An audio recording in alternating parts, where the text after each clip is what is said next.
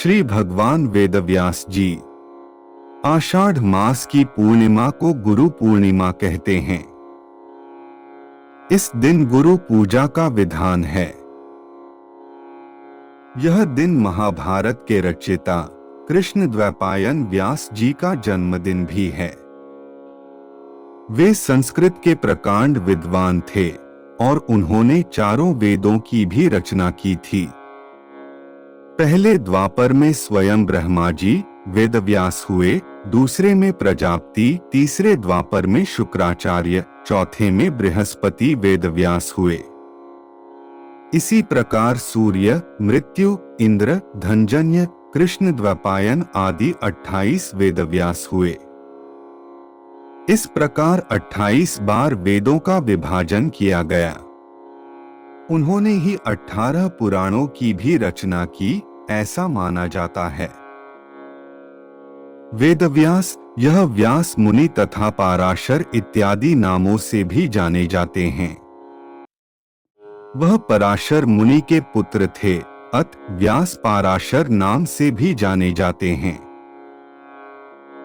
कलियुग में अल्प सत्व, थोड़ी आयु तथा बहुत क्षीण बुद्धि के लोग होंगे। वे संपूर्ण वेदों को स्मरण नहीं रख सकेंगे। वैदिक अनुष्ठानों एवं यज्ञों के द्वारा आत्म कल्याण कर लेना कलियुग में प्रायः असंभव हो जाएगा। यह बात सर्वज्ञ दयामय भगवान से छिपी नहीं थी।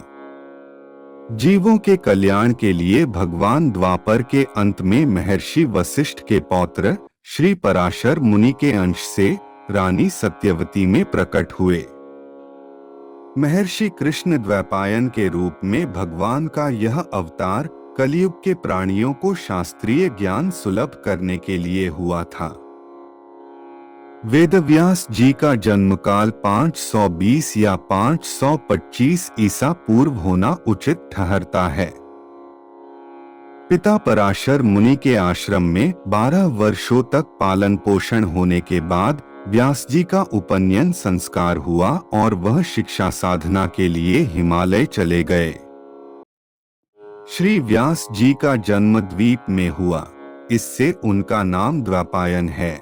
शरीर का श्याम वर्ण है, इससे वे कृष्ण द्वैपायन हैं और वेदों का विभाग करने से वेदव्यास हैं। भगवान व्यास जी ने देखा कि वेदों के पठन पाठन का अधिकार तो केवल द्विजाति पुरुषों को ही है। स्त्रियों, शूद्रों तथा अन्य वर्ण बाह्य लोगों का भी उद्धार होना चाहिए। उन्हें भी धर्म का ज्ञान होना चाहिए। इसलिए उन्होंने महाभारत की रचना की। इतिहास के नाना आख्यानों के द्वारा श्री व्यास जी ने धर्म के अंगों का बड़े सरल ढंग से महाभारत में वर्णन किया। भगवान कृष्ण द्वैपायन व्यास जी की महिमा अगाध है। सारे संसार का ज्ञान उन्हीं के ज्ञान से प्रकाशित है। श्री वेदव्यास जी ज्ञान के असीम और अनंत समुद्र हैं। भक्ति के परम आदरणीय आचार्य हैं। जो कुछ तीनों लोकों में देखने सुनने को और समझने को मिलता है, सब श्री व्यास जी के हृदय में था। इससे परे जो कुछ है वह भी श्री व्यास जी के अंतःस्थल में है। श्री व्यास जी के हृदय और वाणी का विकास ही समस्त जगत का और उसके ज्ञान का प्रकाश और अवलंबन है। श्री वेदव्यास जी के सदृश महापुरुष जगत के उपलब्ध इतिहास में दूसरा नहीं मिलता। जगत की संस्कृति ने अब तक भगवान व्यास के समान पुरुष उत्पन्न ही नहीं किया।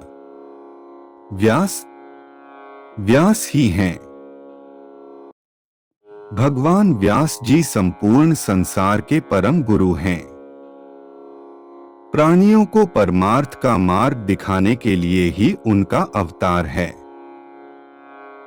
उन सर्वज्ञ करुणा सागर ने ब्रह्मसूत्र का निर्माण करके तत्व ज्ञान व्यवस्थित किया।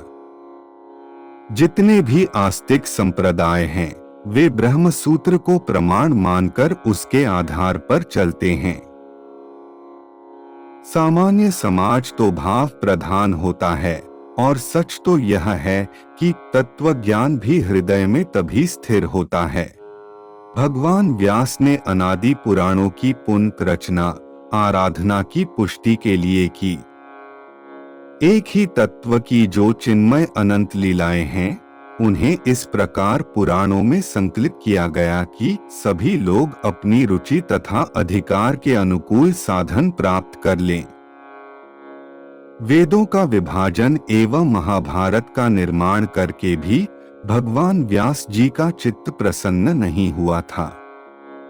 वे सरस्वती के तट पर खिन्न बैठे थे। उन्हें स्पष्ट लग रहा था कि उनका कार्य अभी अधूरा ही है। प्राणियों की प्रवृत्ति कलियुग में न तो वैदिक कर्म तथा यज्ञादि में रहेगी और न वे धर्म का ही सम्यक आचरण करेंगे। धर्माचरण का परम फल मोक्ष उन्हें सुगमता से प्राप्त हो, ऐसा कुछ हुआ नहीं था। श्री व्यास जी अनंत करुणा सागर हैं। जीवों की कल्याण कामना से ही वे अत्यंत चिंतित थे। उसी समय वहां देवर्षि नारद जी पधारे। देवर्षि ने चिंता का कारण पूछा और तब देवर्षि नारद ने श्रीमद् भागवत का उपदेश किया। देवर्षि के चले जाने पर भगवान व्यास ने श्रीमद् भागवत को 18 सहस्र श्लोकों में व्यक्त किया। जीव का परम कल्याण भगवान के श्री चरणों में चित्त को लगा देने में ही है। सभी धर्मों का यही परम फल है। भगवान व्यास अमर हैं, नित्य हैं।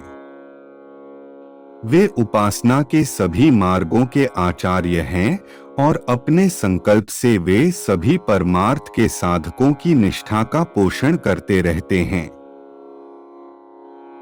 आप सभी को श्री गुरु पूर्णिमा की अनंत कोटि बधाई।